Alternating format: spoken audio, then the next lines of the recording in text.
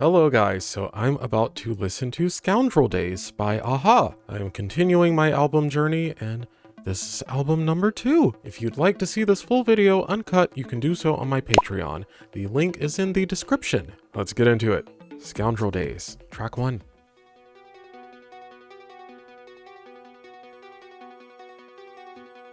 Was that somebody screaming? It wasn't me for sure. Okay, funny he should mention screaming. I was just about to say this instrumentation so far is sounding straight out of a horror film. I mean, it is October, so guess they're just getting me in the mood. I lift my head up from an easy pillow. I'm heading out for the steep hills. They're leaving me no choice. Okay, should I be scared? I'm close to calling out their names as pride hits my face. I'd be shocked if they weren't somewhat inspired by horror films with this track.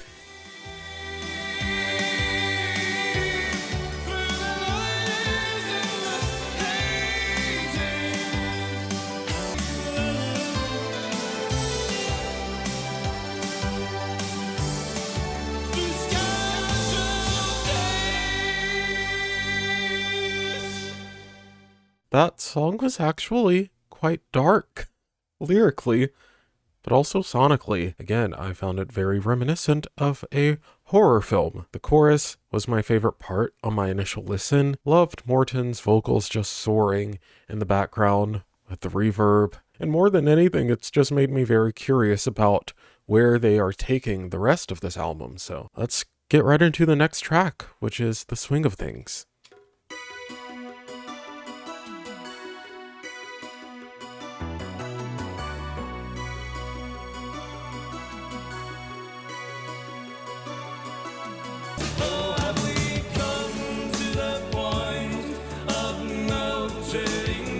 Slowed it down.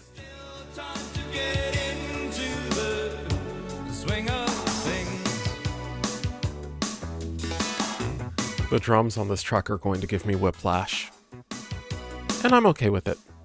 Oh, there's a world full out there of people I fear, but given time I'll get into the swing of things. Yeah, I'm losing the grip, or is it still time to get into the swing of things? 2 tracks in, and I feel like I'm just starting to get into the swing of things. The darkness that I'm experiencing right now, I'm totally fine with it. It's just that these first 2 songs have been a 180 from the lyrical content on Hunting High and Low. I'm just very curious to know what they were going through or what they were inspired by that caused them to go down this route lyrically. It's just so fascinating. And part of my curiosity is due to The Swing of Things being, in my opinion, a perfect follow-up to Scoundrel Days. I don't know if those 2 tracks are meant to be connected, but it is the perfect progression of someone who's going through a dark time. Again, really love the instrumentation on that track, specifically the drums. Alright, next up, I've Been Losing You.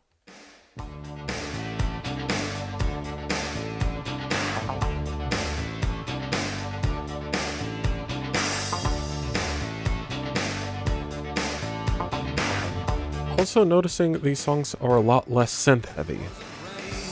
Washed away, rinsed out the colors of your eyes. Talk to me, tell me things I could find helpful. How can I stop now? Is there nothing I'm supposed to break me? Praying on my mind. So please now. Love the way he sang praying.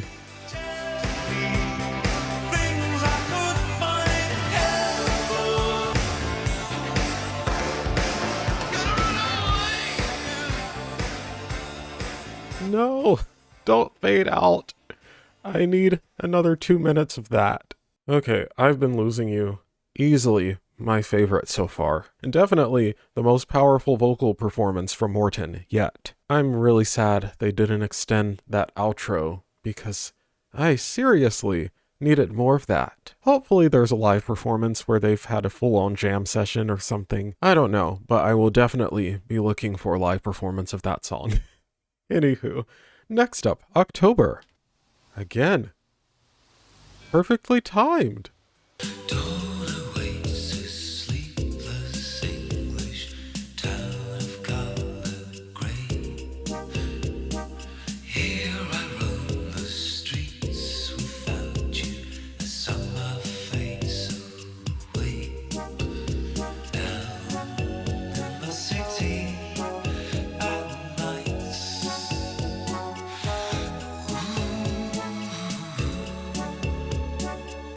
This whispered vocal from Morten is sending chills up my spine.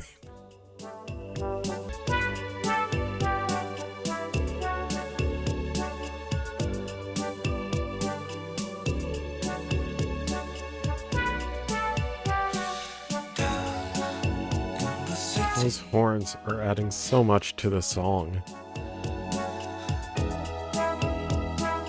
Well, I think those are horns. It didn't hit me until after listening to the song, but they did a great job of making that song feel like October. And that could sound a little biased coming from me since it is October, but I am pretty darn sure that even if I were to listen to that in February, I would still feel the same way. The wind in the background, the whispered vocal from Morten, the chill vibe. That song made me want to curl up in front of a fireplace with a cup of coffee or something. At least sonically, lyrically, it was quite heartbreaking. So, maybe sitting in front of a fire with a cup of coffee and crying your eyes out. Actually, October felt like a follow-up to I've Been Losing You. Still continuing with this idea of someone whose life is falling apart, but those two tracks were more focused on a relationship. And the next two tracks are Manhattan Skyline and Cry Wolf, both which I've reacted to and absolutely love. So, should be fun.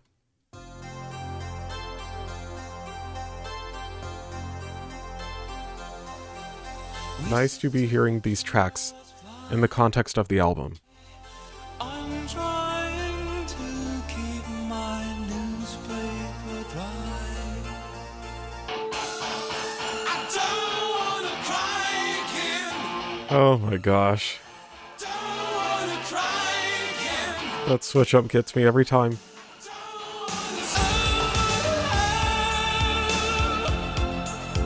Okay.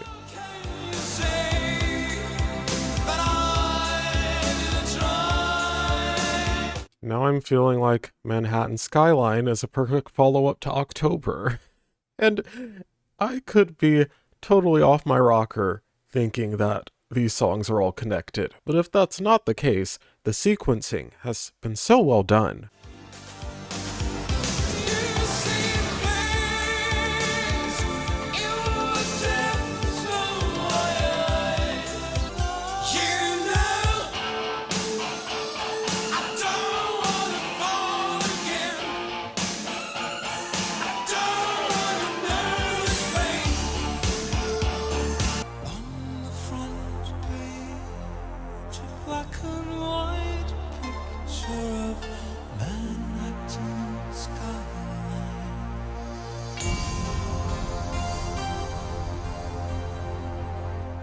And confirm, Manhattan Skyline still hits just as hard as the first time I heard it. Once again, I have to bring up the sequencing because musically, that felt like the perfect release after experiencing the previous tracks. But obviously there is a more positive shift towards the end of that song lyrically, so I'm wondering if that will be reflected in the following tracks. Next up, the very fun to listen to Cry Wolf.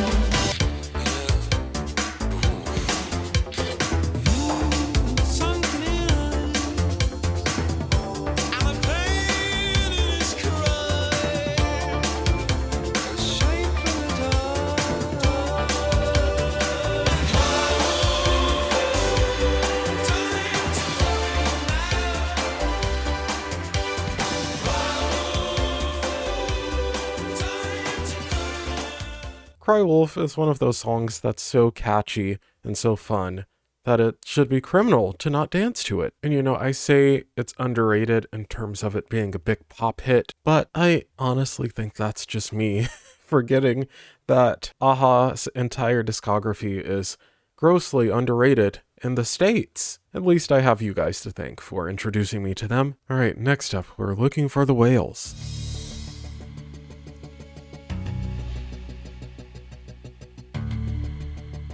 Where's this going? One left two, left high. They seem so hard to find. Born to this world with our eyes wide open, girl. We're looking for a little bewildered girl. We're looking for a little bewildered girl. Those vocal stacks are lovely. Don't you set those lovely eyes on me.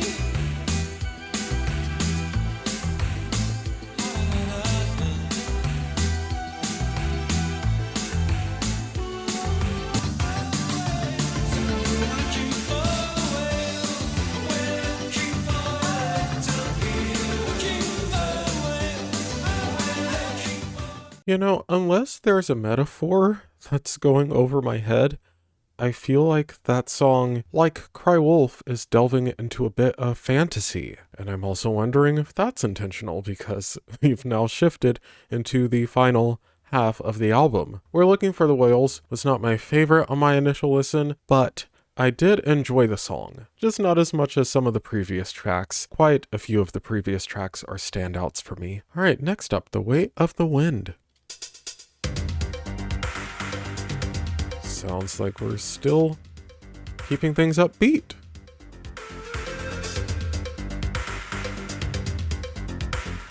Like you, I came to touch new ground, but you wanna lose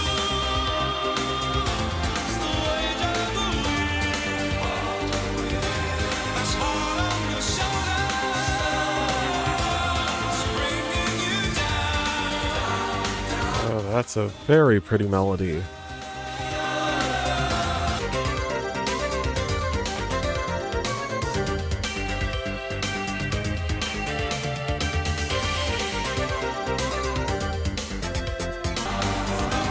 It's hard on your shoulders,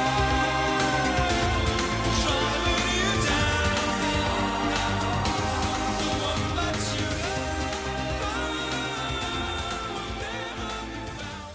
Okay, The Weight of the Wind is pop perfection, in my opinion. The instrumentation was great, as always, but melodically, it was so infectious and uplifting, even though it was a quite sad song. With that song, it seemed like it was being sung to someone else who was going through a hard time. Maybe because of a relationship, maybe because of some personal issues, I don't know. But, like I said, it did feel quite uplifting, even though it's still sad. Alright, next up, Maybe, Maybe.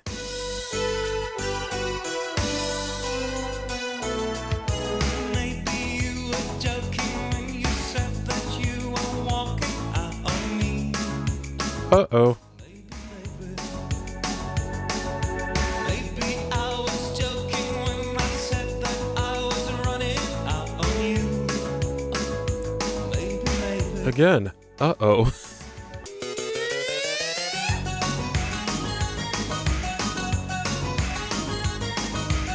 Now this is giving me Hunting High and Low vibes.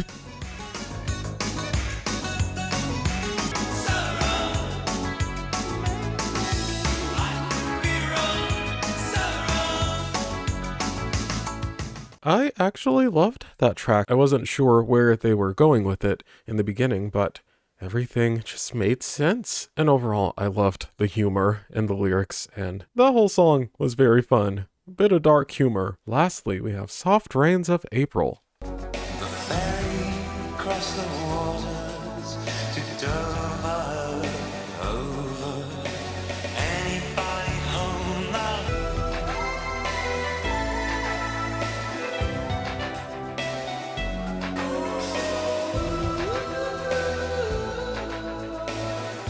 That's very pretty. Keep writing letters, time passing so slow. Time passing so slow.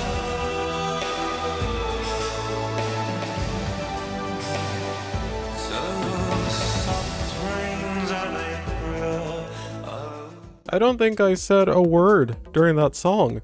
I was just caught up in it. It was so cinematic. I'm going to have to give that one a few more listens to fully appreciate everything that was going on musically, because the instrumentation was out of this world. As a standalone song, I don't think it's one I'd go back to very much, but I thought it was a great closer track for this album. I definitely listened to it when listening to the album all the way through. I loved how unsettling this album was in some parts, especially the beginning. It started out feeling like a horror film to me, and it ended feeling quite melancholic. An interesting mixture of emotions, but somehow it all worked, which is why I have to compliment them once more on the sequencing. That's one of my favorite things about this album. I just feel like the songs flowed into each other perfectly, and it really painted a picture in my head, as I'm sure you guys could see. I was pretty much trying to connect each of the songs the entire time. Also love how differently they approached the instrumentation. Like I said, the synthesizers were there. They were just in the background instead of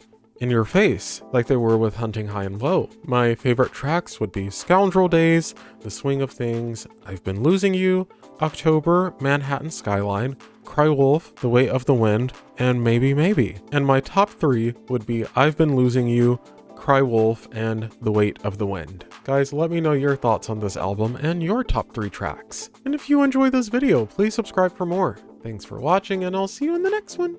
Bye!